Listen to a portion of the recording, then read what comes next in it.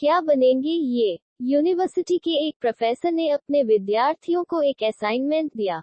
विषय था मुंबई की धारावी झोपड़पट्टी में रहते 10 से 13 साल की उम्र के लड़कों के बारे में अध्ययन करना और उनके घर की तथा सामाजिक परिस्थितियों की समीक्षा करके भविष्य में वे क्या बनेंगे, इसका अनुमान निकालना।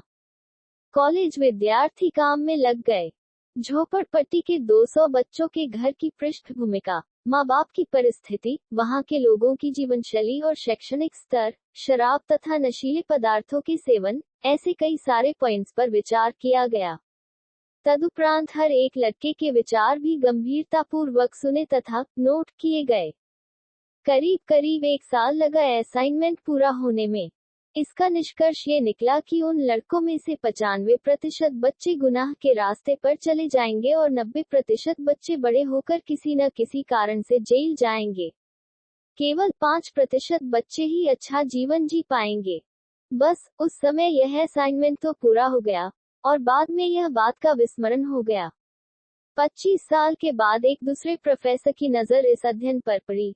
उसने अनुमान कितना सही निकला ये जानने के लिए 3-3 विद्यार्थियों की 5 टीम बनाए और उन्हें धारावी भेज दिया।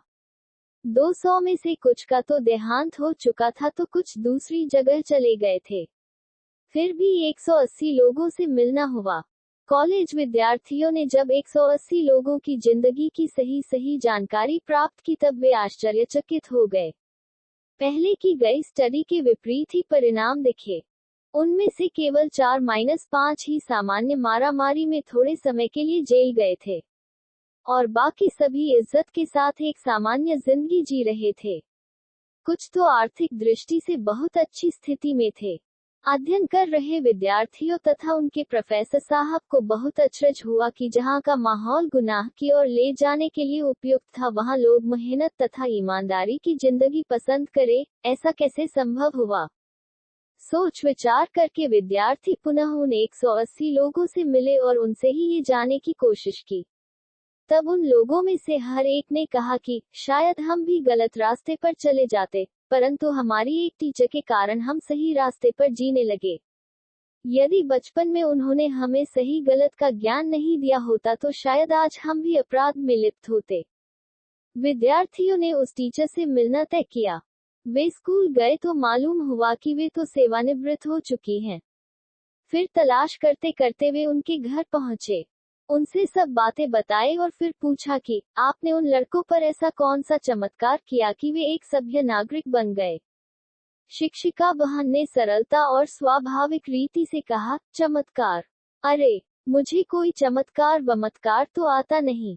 मैंने तो मेरे विद्यार्थियों को मेरी संतानों जैसा ही प्रेम किया, बस इतना ही। और वह ठहाका देकर जोर से हंस पड़ी। मित्रों, प्रेम व स्नेह से पशु भी वश हो जाते हैं। मधुर संगीत सुनाने से गौ भी अधिक दूध देने लगती है।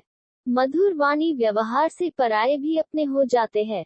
जो भी काम हम करें थोड़ा स्नेह प्रेम और मधुरता की मात्रा उसमें मिला के करने लगे तो हमारी दुनिया जरूर सुंदर होगी। आपका दिन मंगलमय हो, ऐसी शुभ भावना। अगर आपको वीडियो अच्छा लगा तो सब्सक्राइब करें और शेयर करें एजुकेशन स्टोरी।